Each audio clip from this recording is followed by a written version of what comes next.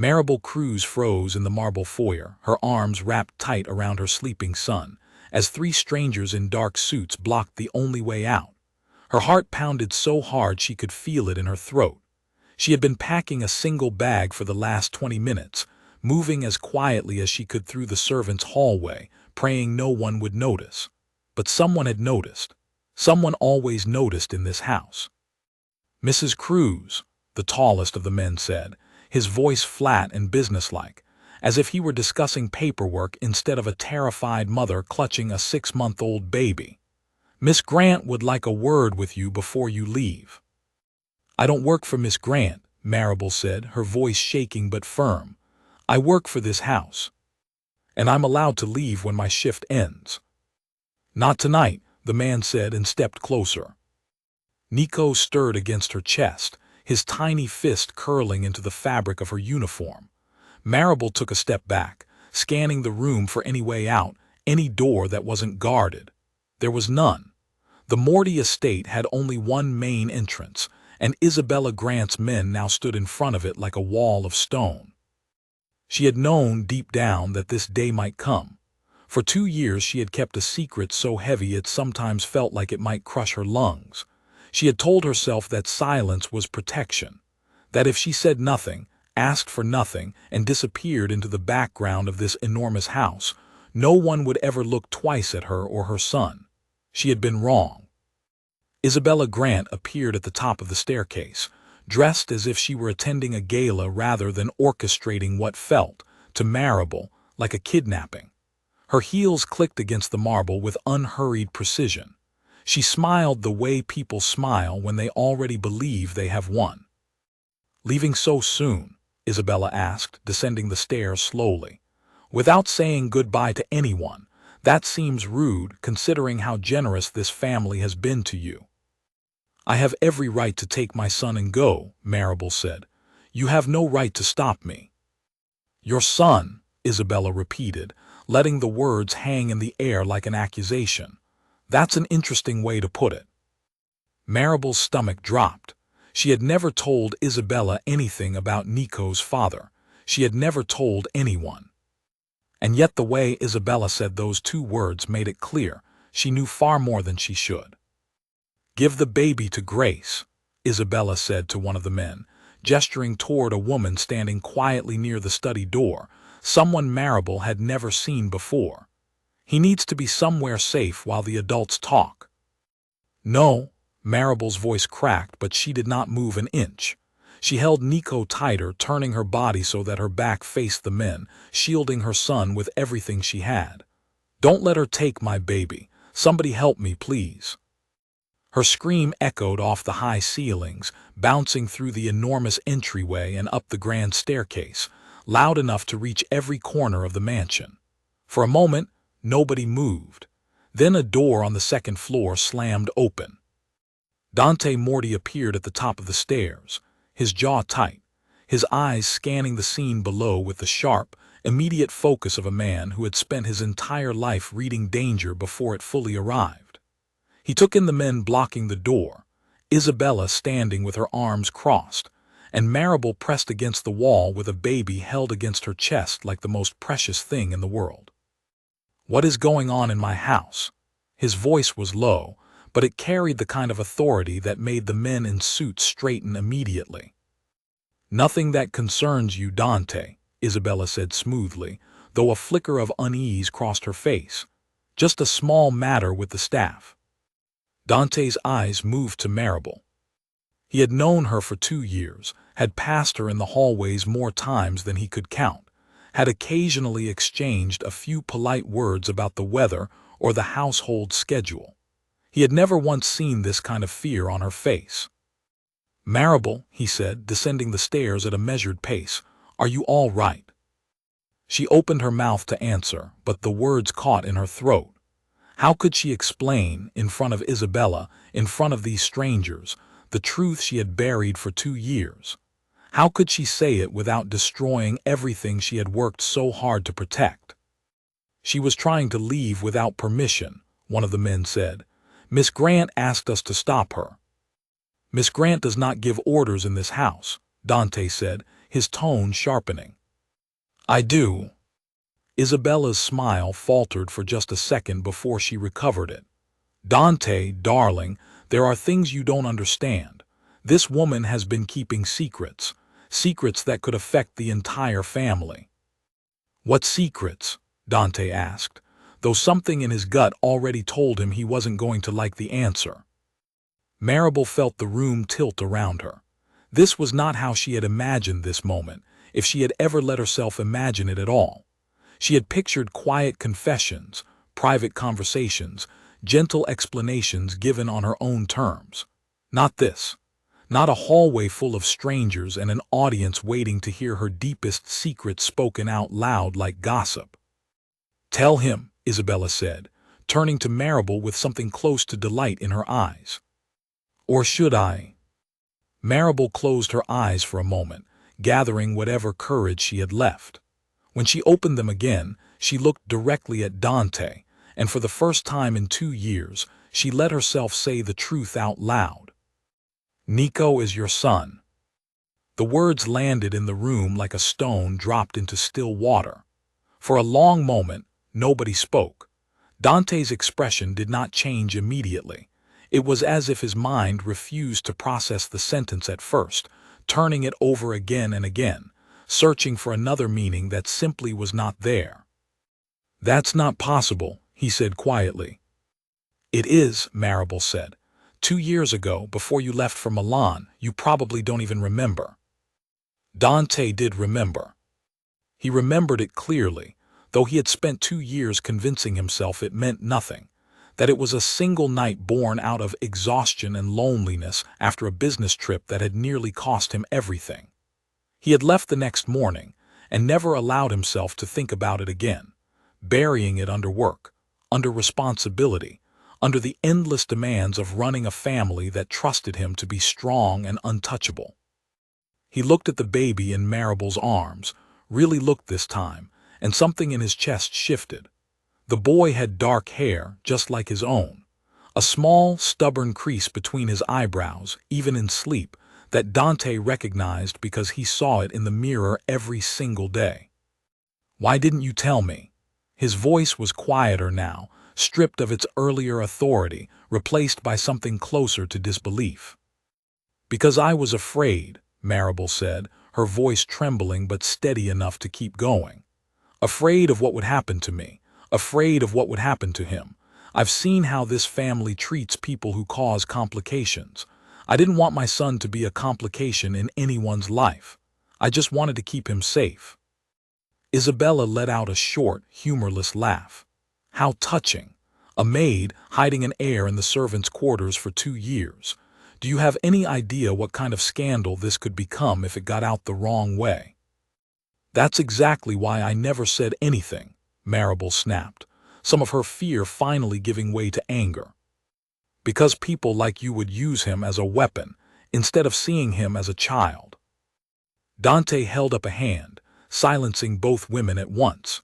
He walked down the remaining stairs slowly, his eyes never leaving Marable and the small bundle in her arms. When he reached the bottom, he stopped only a few steps away, close enough now that Marable could see the storm of emotions crossing his face. "May I see him?" he asked, his voice softer than she had ever heard it. Marable hesitated. Every protective instinct in her body told her to keep walking, to keep her son shielded from a world that had never once been gentle with people like her. But something in Dante's eyes stopped her. It wasn't the cold calculation she had feared from a man in his position. It was something closer to wonder, and underneath that, something that looked almost like grief for 2 years he could never get back. Slowly, carefully, she turned so that Dante could see Nico's small sleeping face. Dante stared at his son for a long moment, and the mansion around them seemed to fall completely silent, as if even the walls understood the weight of what was happening. Then, without warning, he turned toward the men still standing near the door. "Get out of my house," he said, his voice low and dangerous. "Now." The men glanced at Isabella, uncertain, but she gave a small nod, and they filed out through the front door without another word. Isabella remained where she was, watching the scene with narrowed eyes, clearly recalculating whatever plan she had walked in with. "Dante," she began, "we need to discuss this rationally. Think about what this means for the family, for your reputation, for—" "I said get out," Dante repeated, not even bothering to look at her. "This conversation is over." Isabella's jaw tightened, but she said nothing more. She turned on her heel and walked toward the east wing, her heels clicking against the marble in short, furious steps, leaving behind a silence that felt almost peaceful compared to the chaos of a few minutes earlier. For a while Dante and Marable simply stood there, the space between them filled with 2 years of unspoken truth. Nico stirred again, letting out a small, sleepy sound, and both adults instinctively softened at the noise. "I need you to understand something," Marable said quietly, breaking the silence first. "I never wanted anything from you. I never wanted money or a title or anything this family could offer. I only wanted him to grow up safe.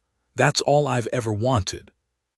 "I understand that," Dante said, though the words felt inadequate for everything he was feeling. "But you should have told me. I had a right to know. And I had a right to protect my son from a world that might not have wanted him," Marable replied. "I made the choice I thought was safest. I'm not sorry for that." Dante studied her for a long moment, something in his expression shifting from disbelief into something closer to respect. Whatever else was true, this woman had spent 2 years protecting his son alone, without help, without recognition, without a single complaint that anyone in the house had ever heard. "We'll talk more," he said finally. "Tonight, but first I want you to stay, please, not as staff, as the mother of my son." Marable's eyes filled with tears she had been holding back since the moment those men blocked the front door. She nodded, unable to trust her voice for a moment, and allowed herself, just for a few seconds, to feel something she had not felt in a very long time: relief. But even as the tension in the foyer eased, Marable could not shake the feeling that this was only the beginning of something much larger. Isabella had disappeared down the hallway too quietly, too calmly, for someone who had just lost control of a situation she clearly believed she owned. Whatever plan she had been building before tonight, Marable doubted it had ended with a simple order to leave the house. Somewhere upstairs, a door closed softly, and Marable felt a chill run down her spine despite the warmth of the hallway. She looked down at her son, sleeping peacefully, unaware of the storm that had just begun to gather around his small, innocent life, and she made herself a silent promise. Whatever happened next, whatever battles lay ahead in this house of power and secrets, she would not let anyone take her baby. Not Isabella. Not anyone. Dante watched her carefully, seeing the determination settle over her features, and something in him recognized it immediately, because it was the same fire that had built this family from nothing generations ago. For the first time in years, he felt something other than duty pulling him forward. He felt purpose, and he intended to use every resource, every connection, and every ounce of power he possessed to make sure nothing and no one ever threatened his son again. The night was far from over, and neither of them yet knew just how far Isabella Grant was willing to go to make sure she did not lose everything she had spent years building toward. But for now, in that quiet moment in the marble foyer, mother and father stood together for the first time, united by a truth finally spoken aloud, and by a fierce, unshakable determination to protect the small life sleeping peacefully between them. 3 days passed before Isabella Grant made her next move, and in that time the Morty estate settled into an uneasy new rhythm. Marable no longer wore her uniform. She no longer slept in the small servant's room near the kitchen. Dante had insisted she and Nico move into one of the guest suites on the 3rd floor, a room with soft cream walls and a window overlooking the garden, far larger than anything she had ever lived in before. Still, she could not shake the feeling that she was standing on ground that might crumble beneath her at any moment. Lucia Alvarez, one of the few maids Marable trusted, brought a tray of tea to her room on the 4th morning and set it down with a knowing look. You haven't slept, Lucia said. It wasn't a question. How could I? Marable replied, glancing toward the crib where Nico lay sleeping peacefully, utterly unaware of the tension surrounding him. Isabella hasn't said a single word to me since that night. That worries me more than if she'd screamed at me in front of the whole house. She's planning something, Lucia agreed, lowering her voice even though the door was closed. I heard her on the phone yesterday talking to someone about lawyers. She used your name. And the babies. Marable's hands tightened around her teacup. She had feared exactly this. Isabella was not a woman who accepted defeat quietly. She was the kind of person who regrouped, recalculated, and returned with a sharper plan. Does Dante know? Marable asked. I don't think so, Lucia said, but you should tell him. Marable found Dante later that afternoon in his study, a room lined with tall bookshelves and dark wood furniture that seemed to absorb sound the moment the door closed. He was reviewing papers at his desk, his sleeves rolled up, a rare moment of him looking less like a feared boss and more like an ordinary man buried in work. I need to talk to you, Marable said, stepping inside. Dante looked up immediately, setting his pen down. In the days since the truth had come out, he had made a point of listening to her carefully, of treating her words with a seriousness she had never experienced from anyone in this house before. What's wrong? Isabella is talking to lawyers, Marable said. About me, about Nico. Dante's expression darkened, though he kept his voice calm. What kind of lawyers? I don't know exactly. Lucia overheard part of a phone call, but I have a feeling I know what she's planning. Tell me. Marable took a steadying breath. She's going to try to prove I'm unfit to raise him. Look at me, Dante. I was a maid in this house. I don't have money. I don't have a family name that means anything. And I'm not exactly the image most people picture when they think of who should raise an heir to the Morty name. She's going to use all of that against me. That's absurd, Dante said, standing up from his desk. You've raised him alone for 2 years. You've protected him, cared for him, given up everything for him. That's not the picture of someone unfit. That's the opposite. Isabella doesn't care what's true, Marable said. She cares about what she can convince a judge or your family council is true. And in a world like this, appearances matter more than facts. Dante walked around the desk and stopped a few feet from her, his jaw tight with restrained anger. She won't get away with it. I promise you that. You can't promise something like that, Marable said, her voice trembling slightly. Not against someone like her. She spent years building relationships with the people who matter in this family. I've been here 2 years and most of them don't even know my full name. They'll know it now, Dante said firmly. Because from this point forward, you're not hiding in the background anymore. You're the mother of my son, and anyone who has a problem with that will have to answer to me directly. Marable wanted to believe him. Some part of her, the part that had spent 2 years being invisible, wanted desperately to trust that things could really be different now. But another part of her, the part shaped by years of being underestimated and overlooked, warned her that promises made in private studies did not always survive contact with the real world outside those walls. That evening, Dante called a meeting with his closest advisors, a group of 4 men and 1 woman who had served the family for decades. Marable was asked to attend, standing at the edge of the room while Dante explained, calmly and without apology, that Nico was his son, and that Marable would remain a permanent part of the household. The reaction was mixed. Marco Morty, Dante's cousin and closest confidant, nodded slowly, clearly already having guessed the situation from the moment he'd heard rumors earlier that week. Victor Lang, the family's longtime legal advisor, looked more troubled, his brow furrowed as he considered the implications.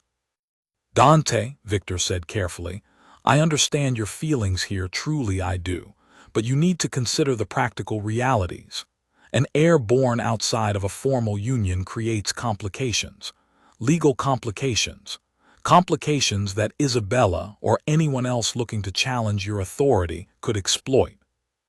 I'm aware of the complications, Dante said. I'm asking you to help me solve them, not list them for me. There are ways to protect the child legally, Victor continued. A formal acknowledgement of paternity, documentation establishing Marable's role and rights. It will take time, and it needs to be done carefully. Then do it carefully, Dante said. But do it quickly. Marco spoke up then, his voice steady and reasonable. For what it's worth, cousin, I think you're doing the right thing. A child is a child. Blood is blood. Anyone in this family who forgets that has forgotten what actually matters. Marable felt a small, unexpected wave of gratitude toward Marco, a man she barely knew but who had just defended her and her son without hesitation. It was the first time since that terrible night in the foyer that she felt like she had an ally beyond Dante himself. The meeting continued for nearly an hour, discussing logistics, security, and the legal steps necessary to formally establish Nico's place within the family.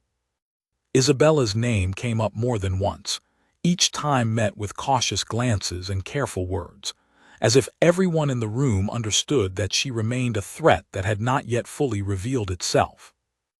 Later that night, after the advisors had left and the house had grown quiet, Marable sat in the nursery rocking Nico gently, watching the moonlight spill across the floor through the tall windows. She heard a soft knock at the door and looked up to find Dante standing there, his tie loosened, his expression tired but softer than she had ever seen it. "May I come in?" he asked. She nodded, and he stepped inside, moving quietly so as not to disturb the baby. He stood beside her for a long moment, watching Nico's small chest rise and fall with each breath. "I keep thinking about all the time I missed," Dante said quietly. "His first smile, his first laugh, I wasn't there for any of it." "You're here now," Marable said. "That has to count for something." "It does," Dante said, "but it doesn't erase what happened. And I need you to know I'm not upset with you for keeping this secret. I understand why you did it. I just wish things had been different." Marable looked up at him, studying his face in the soft moonlight. For a moment, the powerful, feared boss of the Morty family disappeared entirely, replaced by a man who simply wanted to be a father, uncertain and a little afraid, just like anyone else in his position might be. "Things can be different now," she said softly. "If we let them." Dante reached out, gently touching Nico's small hand where it rested against Marable's arm. The baby's fingers curled instinctively around his, and something in Dante's chest tightened with an emotion he hadn't expected to feel this strongly, this quickly. "I won't let Isabella take him from us," Dante said. "Whatever she's planning, whatever resources she thinks she has, she's not prepared for what I'm willing to do to protect my son." Marable wanted to feel reassured by his words, and part of her did. But she had learned long ago that promises, no matter how sincerely made, could not always hold back the kind of determined cruelty that Isabella Grant seemed capable of.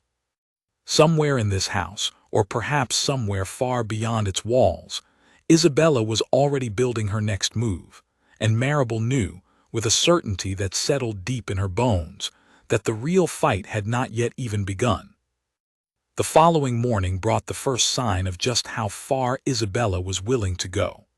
Marable was in the garden with Nico, enjoying a rare quiet moment in the late morning sun, when Grace, the woman who had been introduced days earlier as someone brought in by Isabella, approached her with a folder in hand. "Miss Grant asked me to give this to you," Grace said, her expression unreadable. Marable opened the folder cautiously and felt her blood run cold. Inside were photographs, documents, and notes detailing her financial history, her background, even old records from years before she had ever come to work for the Morty family. It was a portrait carefully assembled to paint her in the worst possible light, emphasizing every struggle, every hardship, every moment of her past that could be twisted into evidence of instability. "What is this?" Marable asked, though she already understood exactly what it was. "A preview," Grace said quietly, almost apologetically, as if she too did not fully agree with what she had been asked to deliver. "Miss Grant wanted you to know what she's prepared to present to the family council, if it comes to that." Marable closed the folder slowly, her hands trembling with a mixture of fear and fury. Isabella had made her intentions clear without saying a single word directly. This was not going to be a quiet disagreement resolved over tea and calm conversation. This was going to be a war, fought with documents and reputations instead of weapons, but a war nonetheless. She looked down at Nico, sleeping peacefully in his stroller, utterly innocent of the storm gathering around him, and felt a surge of protective determination rise up inside her, stronger than any fear Isabella's folder had managed to plant. Whatever came next, Marable promised herself she would not go down without fighting for her son with everything she had. Marable brought the folder straight to Dante's study, her hand still trembling as she set it down on his desk without a word. He opened it, and she watched his expression shift from confusion to disbelief, to something colder and far more dangerous as he flipped through page after page of carefully compiled information about her past. "Where did you get this?" he asked, though his tone made clear he already suspected the answer. "Grace gave it to me," Marable said. "She said Isabella wanted me to know what she's prepared to show your family council." Dante closed the folder slowly, his jaw clenched so tight a muscle twitched near his ear. "This ends now." "Dante, wait," Marable said, stepping closer as he stood up and reached for his phone. "If you go in there angry, you'll only give her more ammunition. She wants you to react like this. She wants everyone to see you as unstable, unpredictable, ruled by emotion instead of reason. Don't give her that." Dante paused, his hand hovering over the phone, and for a moment Marable saw the calculating strategist beneath the furious father, the man who had built and protected an empire through careful, controlled decisions rather than impulsive ones. He set the phone down slowly. "You're right," he admitted, "but I won't let this go unanswered."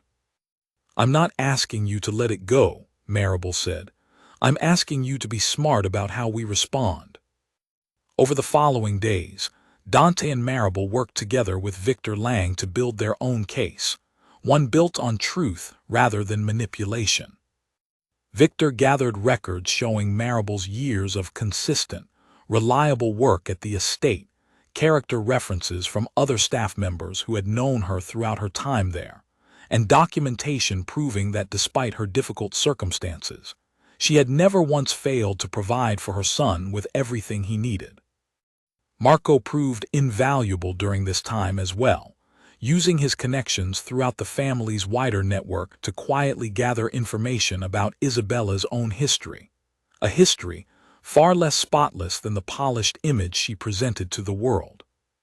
It turned out Isabella had a pattern of behavior that had never before been fully exposed, involving manipulation of previous relationships for financial gain and status, information that had simply never surfaced because no one had ever had reason to look for it. "She's done this before," Marco said, laying out several documents on Dante's desk one evening. "Different family, different circumstances, but the same basic strategy. Get close to someone with power, eliminate anyone who threatens her position, and secure whatever she can before people realize what's happening." Dante studied the documents carefully, his expression grim. "Why didn't anyone catch this before?" "Because she's very good at what she does," Marco said. "And because most people don't think to question someone who presents themselves so confidently.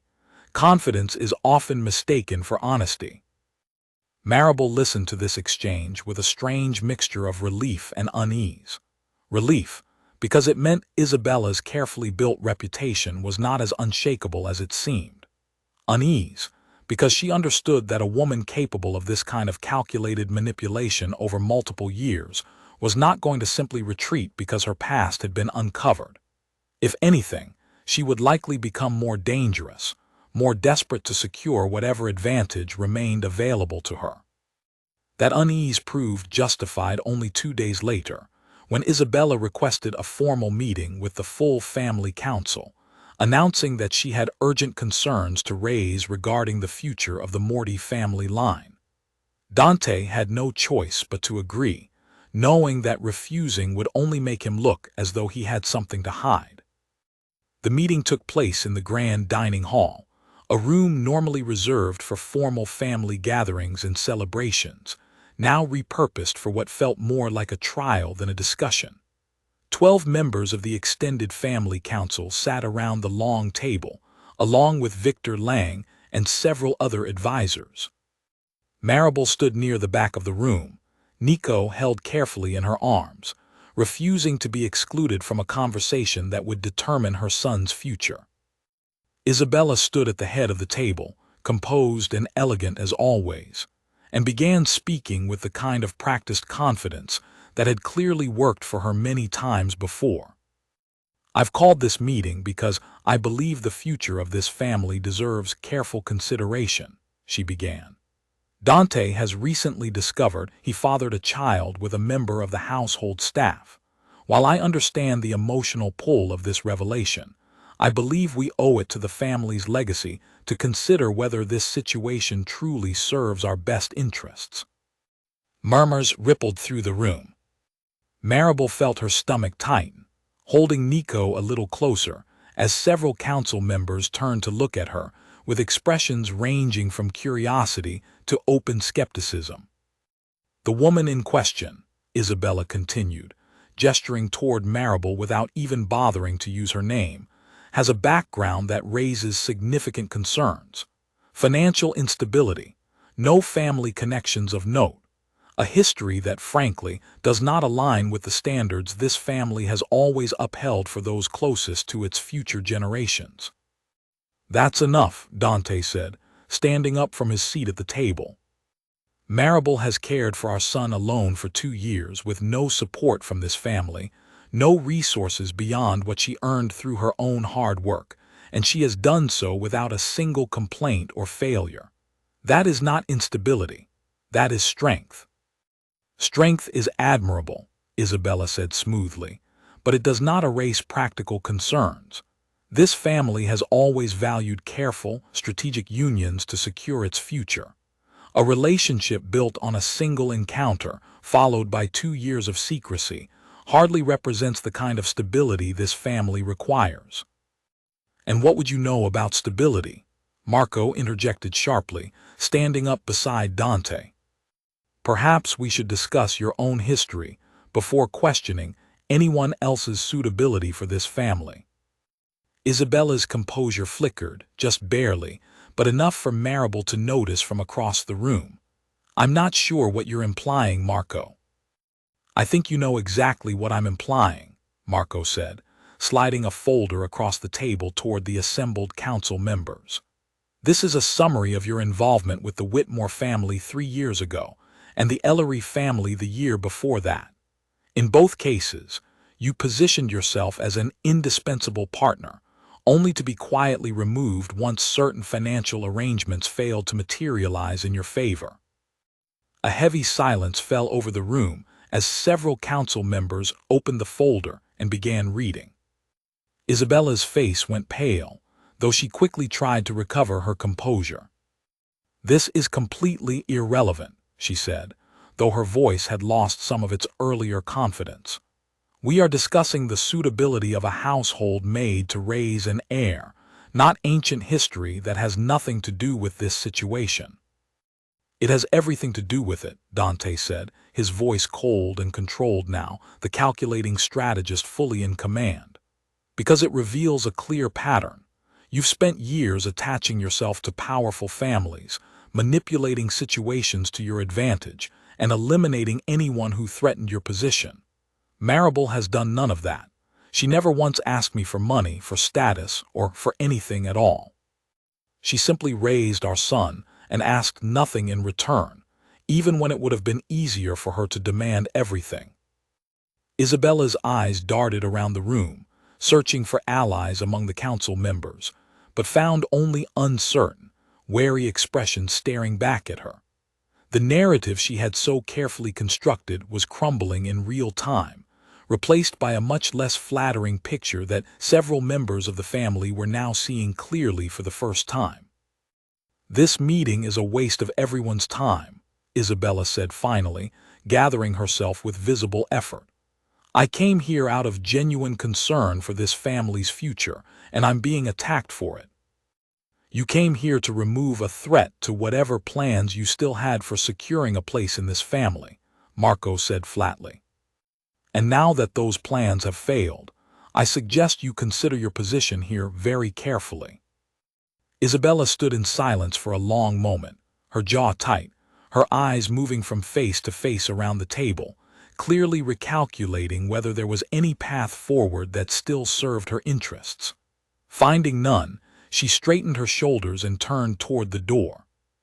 "This isn't over," she said, though the words carried far less weight than they might have only minutes earlier. "For your sake," Dante said quietly, "I hope it is." Isabella left the room without another word, her heels clicking against the floor in the same sharp, deliberate rhythm Marable remembered from that first terrible night in the foyer. But this time, instead of fear, Marable felt something closer to cautious hope. The council members turned their attention back to Dante and Marable, and for the next hour, the conversation shifted into something far more productive, discussing formal steps to acknowledge Nico's place within the family, legal protections for Marable, and plans to ensure the household understood clearly that both mother and son were to be treated with the respect and security their position now warranted. By the time the meeting ended, exhaustion had settled deep into Marable's bones, but underneath that exhaustion was something she had not felt in a very long time. A sense that maybe, just maybe, the ground beneath her feet was finally becoming solid. Still, as she carried Nico back toward their room that evening, she could not shake the memory of Isabella's final words. "This isn't over." Whatever plans had failed tonight, Marable doubted a woman like Isabella Grant would simply disappear quietly into the background. Somewhere, she was already searching for her next move, and Marable intended to be ready for it, whatever form it eventually took. A week passed with no word from Isabella, and the silence began to feel almost heavier than her earlier threats had been. Marable tried to settle into the rhythm of her new life within the family, spending mornings in the garden with Nico, afternoons learning the various responsibilities that now came with her changed position in the household, and evenings with Dante, slowly building something that felt, tentatively, like a real family. Dante had thrown himself into the process of formalizing Nico's place within the family with the same intensity he applied to every important decision. Victor Lang worked tirelessly on the legal documentation, ensuring that Marable's rights as a mother were protected in ways that could not easily be challenged, no matter who might try in the future. Marco, meanwhile, kept a careful watch on Isabella's movements, using his network of contacts to track her activities since she had left the estate following the council meeting. "She's been making calls," Marco reported one afternoon, finding Dante in his study. "To people outside the family, people who might have reason to resent your position, or who could be persuaded to cause problems if given the right incentive." "What kind of people?" Dante asked, his expression darkening. "Business rivals, mostly. A few individuals who have had disputes with the family over the years. Nothing confirmed yet, but the pattern is concerning." Dante rubbed his temples, feeling the weight of yet another looming threat settle over shoulders already carrying more than most men could bear. "Keep watching her. I want to know the moment she makes a move." That evening, as Marable sat with Nico in the nursery, she found herself thinking about how different her life had become in such a short time.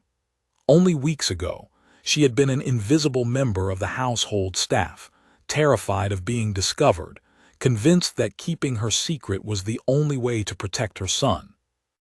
Now she stood at the center of a family drama that had already reshaped the household's entire structure, and she still wasn't entirely certain whether that change represented safety or simply a different, more complicated kind of danger.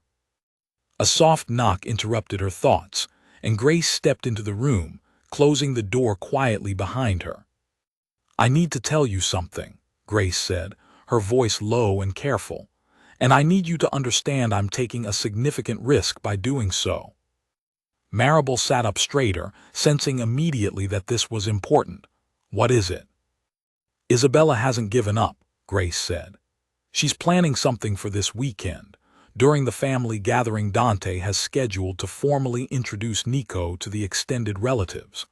I don't know all the details, but I know she's arranged for someone to be there, someone connected to Child Protective Services, someone she's convinced to raise concerns publicly about your fitness as a parent."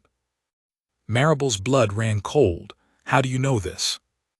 "Because she asked me to help her," Grace said, her expression pained, "and I refused. I've been part of her plans before, delivering that folder to you, and I've regretted it every day since. I won't be part of something like this, not against a mother and her child." "Why are you telling me this now, instead of telling Dante directly?" "Because I wanted you to hear it from someone who understands what it feels like to be underestimated, overlooked, and used by people who see you as nothing more than a tool," Grace said. "I've worked for Isabella for years, doing whatever she asked because I needed the money and didn't feel I had another choice. But watching how hard you fought for your son, it reminded me that we always have a choice, even when it doesn't feel that way." Marable felt tears prick at her eyes, moved by the unexpected honesty from a woman she had every reason to distrust. "Thank you for telling me, truly." "Tell Dante," Grace said. "Tonight, before the weekend arrives, give him time to prepare." Marable found Dante in his study within the hour, relaying everything Grace had told her. His expression grew increasingly grim as she spoke, and by the time she finished, he was already reaching for his phone to call Victor Lang. "If Isabella brings in an outside official to raise concerns publicly, in front of the entire extended family, it could create real complications," Victor explained once he arrived at the study a short time later. "Even unfounded concerns can create doubt, and doubt is exactly what she needs to slow down the formal legal process we've been working on." "So what do we do?" Dante asked. "We get ahead of it," Victor said. "We ensure that any official present at that gathering has already been thoroughly briefed on the actual situation, backed by documentation, before Isabella has a chance to twist the narrative in front of an audience."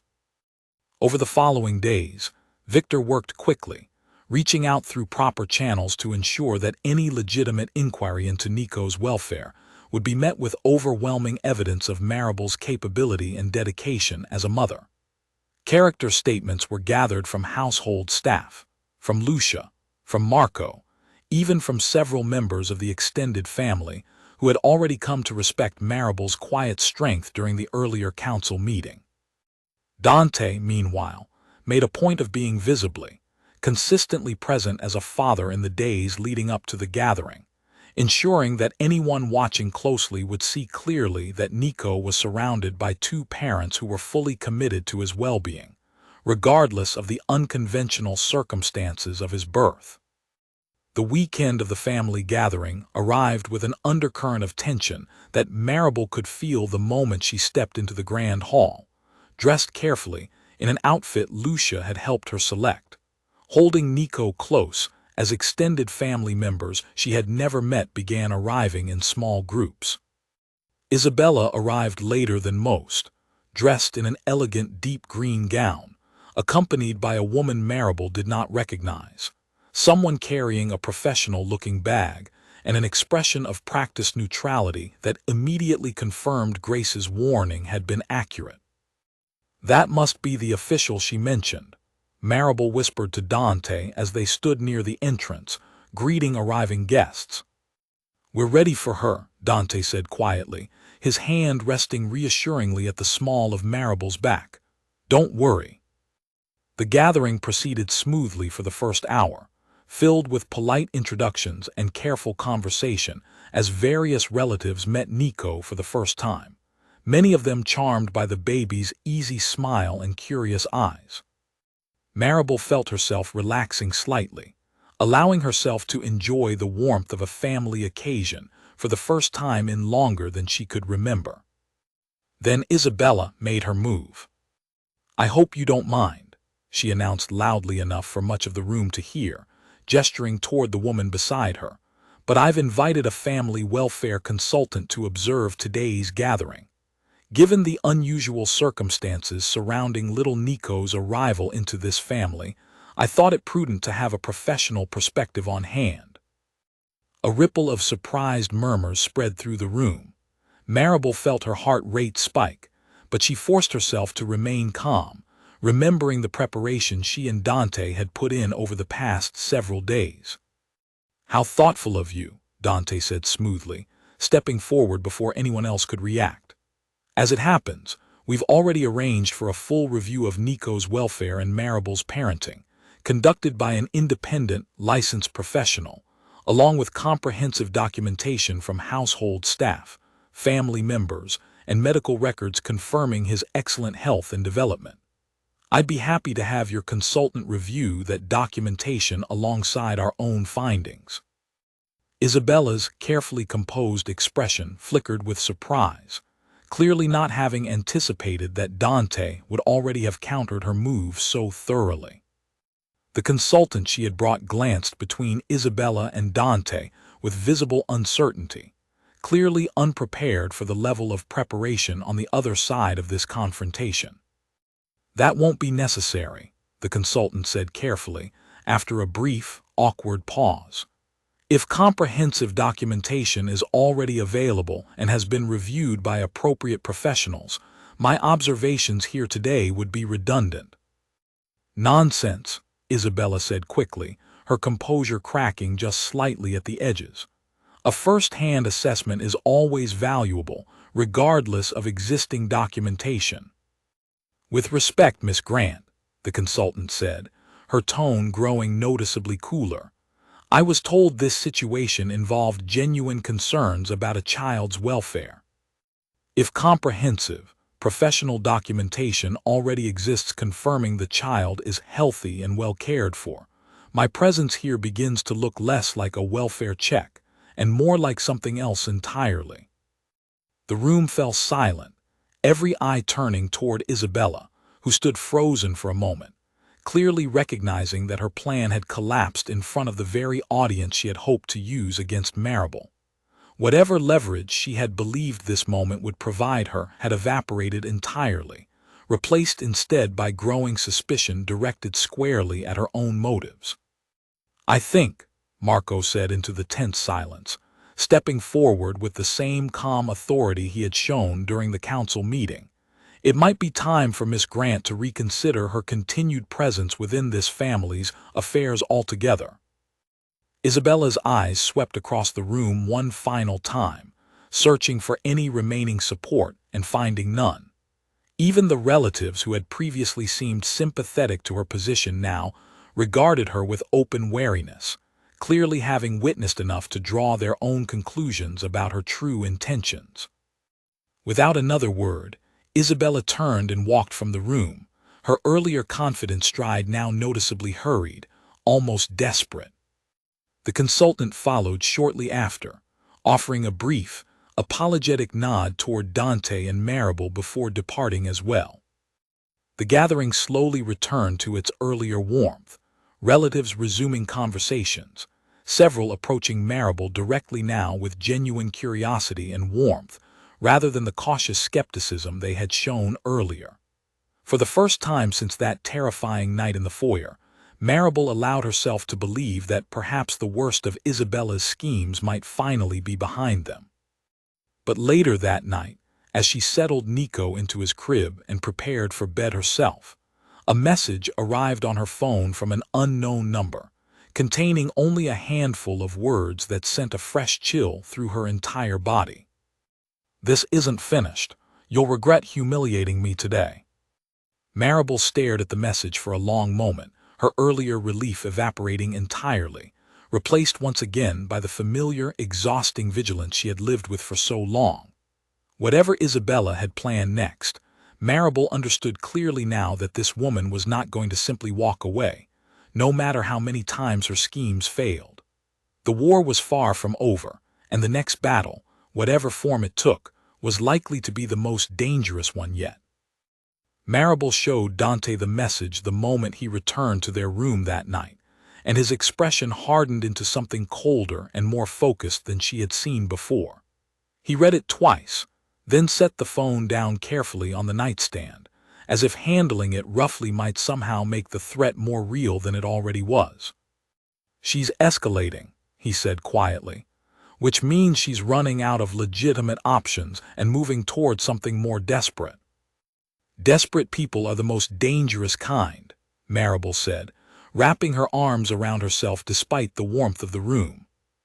"I know," Dante said. "That's exactly why we're not going to wait for her next move. We're going to find out what she's planning before she has the chance to act on it."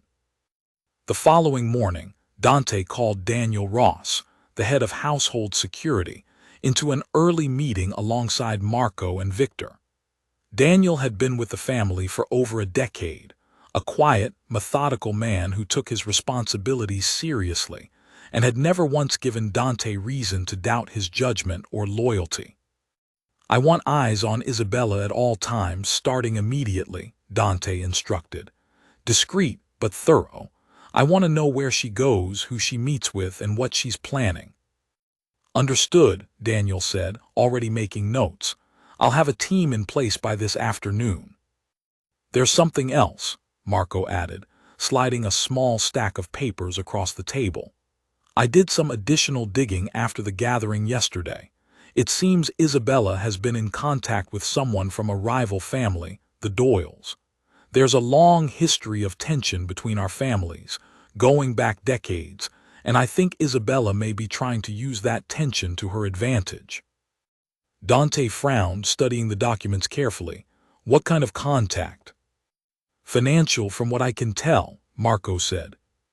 "It looks like she's offering information about our family's internal affairs in exchange for support, possibly even direct intervention, in whatever plan she's building against Marable and Nico." "That's dangerous," Victor said gravely. "If she's willing to bring outside families into an internal matter, she's no longer just trying to embarrass us socially. She's looking for real leverage, possibly financial or even more serious pressure." Marable listened to this exchange with growing unease, feeling once again the familiar fear that had haunted her for 2 years, the fear that no matter how carefully she protected her son, forces far beyond her control could still reach out and threaten everything she cared about. "What can we do?" she asked, her voice steady despite the fear churning beneath the surface. "We stay ahead of her," Dante said firmly. "Daniel will monitor her movements. Marco will continue digging into her connections with the Doyle family. And Victor, I want the legal documentation finalized as quickly as possible. The sooner Nico's place in this family is legally unquestionable, the less room Isabella has to maneuver." Over the following days, the household settled into a tense, watchful rhythm. Daniel's security team tracked Isabella's movements carefully, reporting several meetings with unfamiliar individuals at locations across the city, though the exact nature of these meetings remained frustratingly unclear. Marco continued uncovering pieces of the connection between Isabella and the Doyle family, painting an increasingly troubling picture of a coordinated effort to destabilize Dante's position, and by extension, threaten Marable and Nico's safety.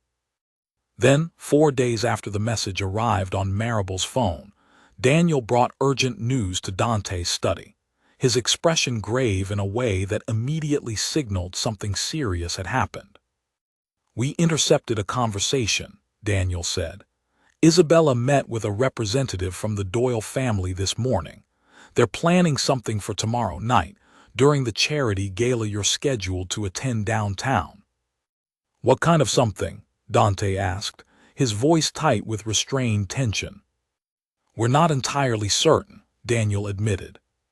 But based on what we overheard, it sounds like they intend to create a public incident, something that will embarrass the family publicly and cast doubt on your judgment and stability as head of the family. Given everything happening with Maribel and Nico, I suspect they intend to use the child directly in whatever they're planning. Maribel's stomach dropped at those words. They want to use Nico at a public event. It's possible, Daniel said carefully, which is why I'd recommend you and Nico stay home tomorrow night, away from any potential danger. No, Maribel said immediately, surprising even herself with the firmness in her voice. If they're planning something involving my son, I want to be there. I'm not going to hide while people plan to use him against the people I love.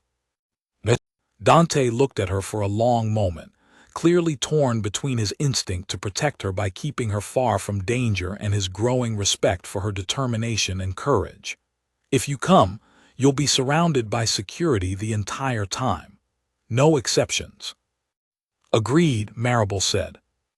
The following evening, the grand ballroom downtown filled with the city's wealthiest and most influential families, all gathered for the annual charity gala that had, for years, served as one of the few neutral spaces where rival families could coexist peacefully for a single evening.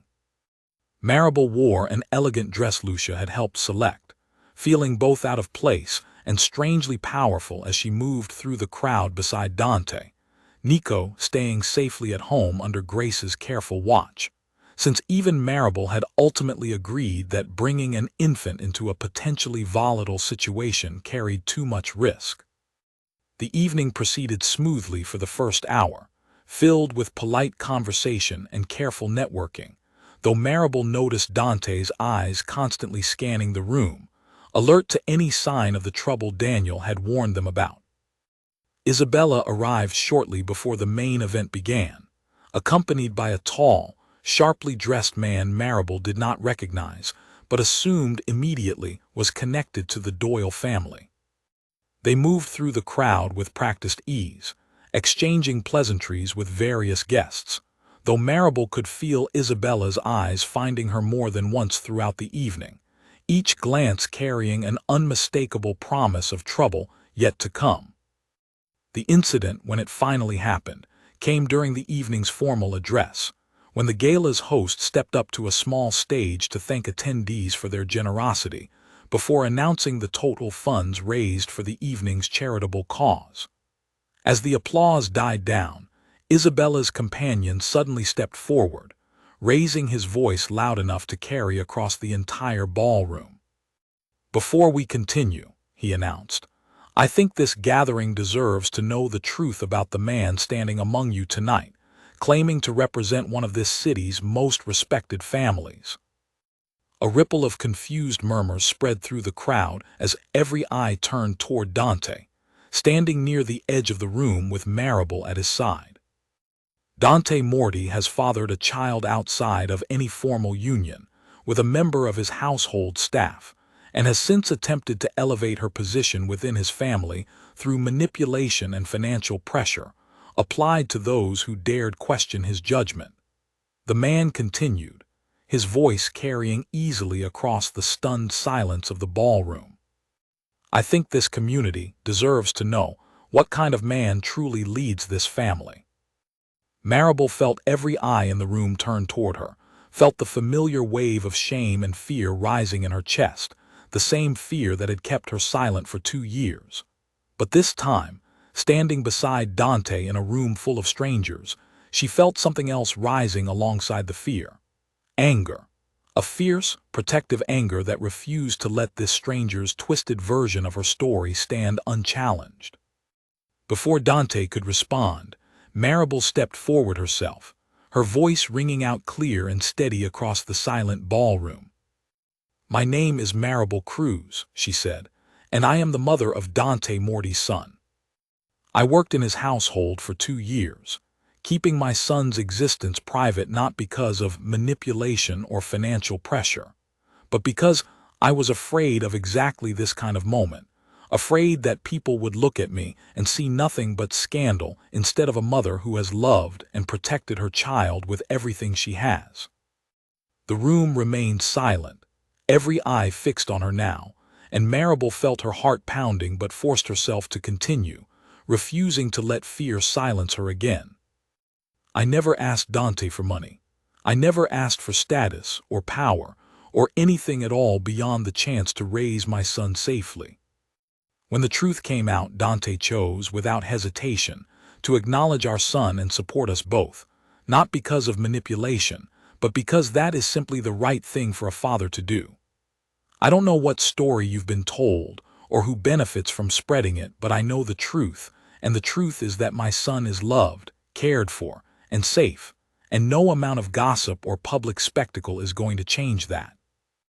A long moment of silence followed her words, and then, unexpectedly, scattered applause began rippling through the crowd, growing steadily louder as more guests joined in, clearly moved by the raw honesty of her words.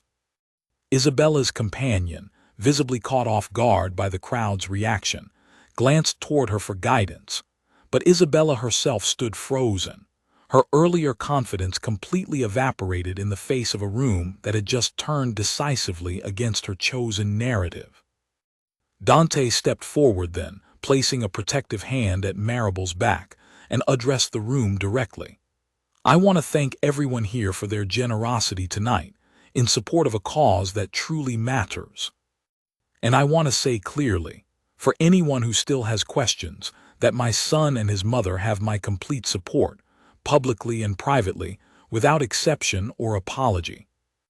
The gala's host, sensing the need to restore order to the evening, quickly stepped back onto the stage, thanking guests once again and steering the room's attention back toward the evening's charitable purpose. The crowd slowly returned to their earlier conversations, though Marable could feel the shift in the room's energy, an unmistakable sense that whatever plan Isabella and her companion had hoped to execute had utterly failed. Isabella approached Dante and Marable a short while later, her expression carefully controlled but her eyes betraying real fury beneath the surface. "You think this changes anything?" she said quietly, low enough that only they could hear. "You think a few kind words from a room full of strangers protects you from what's coming?" "I think," Dante said calmly, "that you've spent weeks trying to destroy something you don't understand, and every single attempt has only made our position stronger. I suggest you consider very carefully whether continuing this fight is truly worth whatever you have left to lose."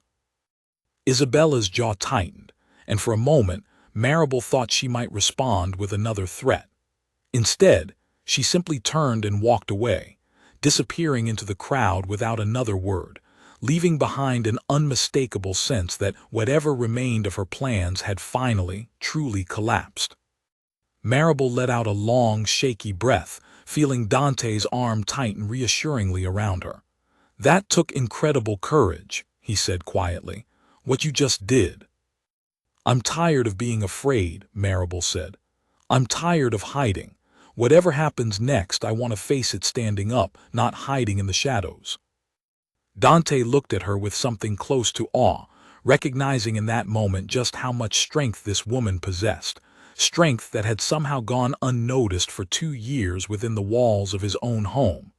"Then we'll face whatever comes next together," he said, "as a family."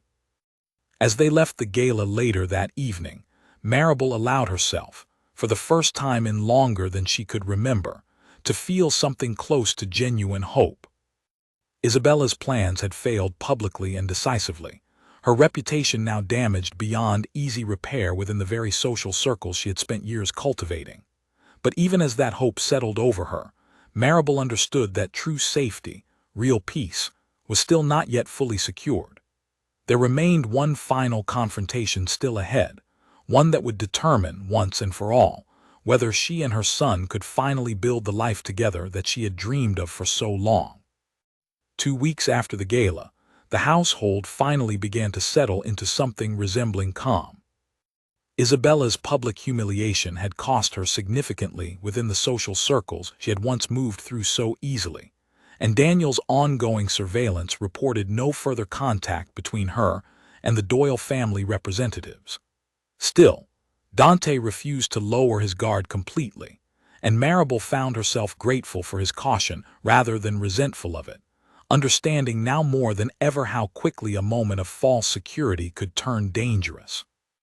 The legal documentation Victor had been working on for weeks was finally finalized on a quiet Tuesday morning, formally establishing Dante's paternity and Maribel's parental rights in a way that could not easily be challenged by anyone, regardless of their connections or influence.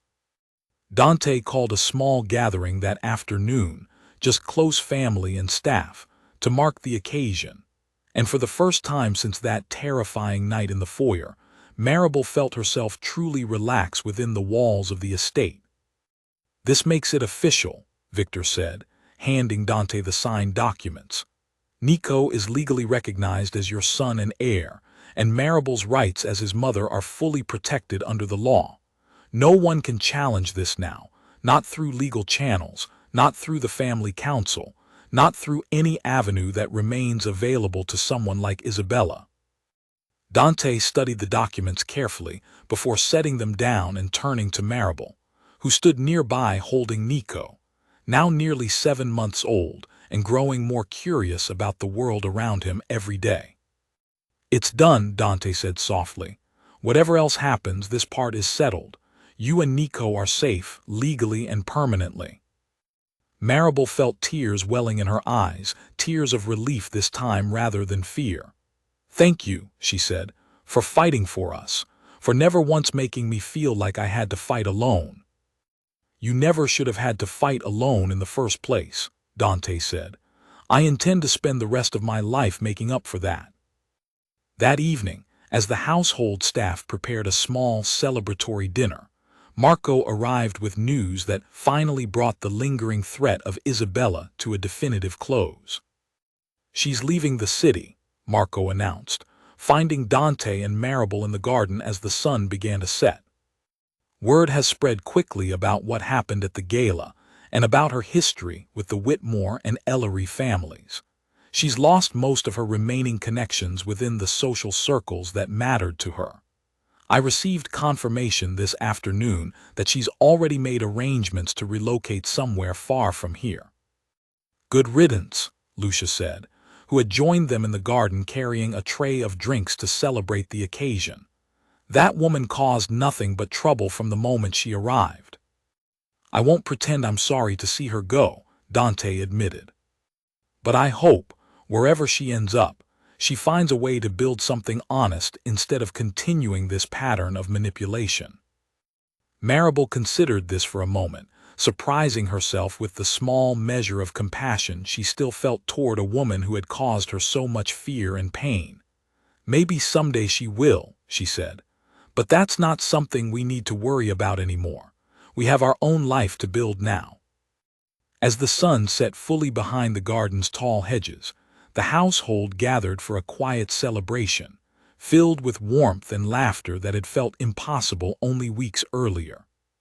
Extended family members who had attended the earlier gathering arrived throughout the evening, many of them approaching Maribel directly now, genuinely curious about her life and eager to welcome her properly into the family she had quietly served for 2 years without recognition. Grace approached her during a quiet moment later in the evening, looking somewhat nervous despite the celebratory atmosphere surrounding them.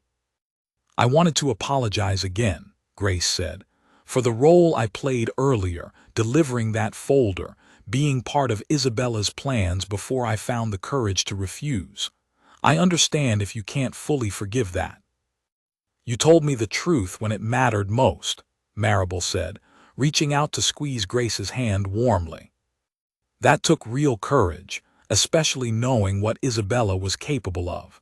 I don't hold the earlier mistakes against you. Everyone deserves a chance to choose a better path, and you chose one when it counted." Grace's eyes filled with grateful tears, and the two women embraced briefly before rejoining the celebration, a small but meaningful reconciliation that added yet another layer of warmth to an evening already filled with relief and joy. Later that night, after most of the guests had departed and the household had grown quiet once again, Dante found Marable in the nursery, rocking Nico gently as he drifted toward sleep. He stood in the doorway for a long moment, simply watching the two of them together, feeling a depth of contentment he had never expected to experience within the walls of a house that had, for most of his adult life, felt more like a fortress than a home. "I've been thinking," he said quietly, stepping into the room, "about everything that's happened these past few weeks, about how close we came to losing everything that actually matters." "But we didn't," Marable said softly, looking up at him. "We're still here together." "I don't want to simply survive this, Marable," Dante said, moving closer. "I want to build something real with you, not because of Nico, though I love him more than I ever thought possible, but because somewhere during these past weeks, watching you fight for our son with such fierce, unshakable strength, I fell in love with you too." Marable's breath caught, her heart racing as she searched his face for any sign of uncertainty and found none. "I love you too," she admitted, the words feeling both terrifying and freeing all at once. "I think I have for longer than I've been willing to admit, even to myself." Dante knelt beside her chair, gently taking her hand in his eyes never leaving hers. "Then let's build a real family together, properly this time. No more secrets, no more hiding, just us and Nico and whatever comes next." "I'd like that," Marable said, tears of happiness slipping down her cheeks now. "More than anything." Nico stirred softly between them, and both parents looked down at their son with matching expressions of pure, overwhelming love. Whatever challenges still lay ahead, whatever complications might arise from building a life together across such different worlds, Marable understood now that she would never again have to face them alone. The following months brought steady, quiet healing to the estate that had once felt so cold and unwelcoming to Marable during her years as an invisible member of the household staff. Dante formally introduced her to the wider family and community as his partner, refusing to hide their relationship or apologize for the unconventional way it had come to be known.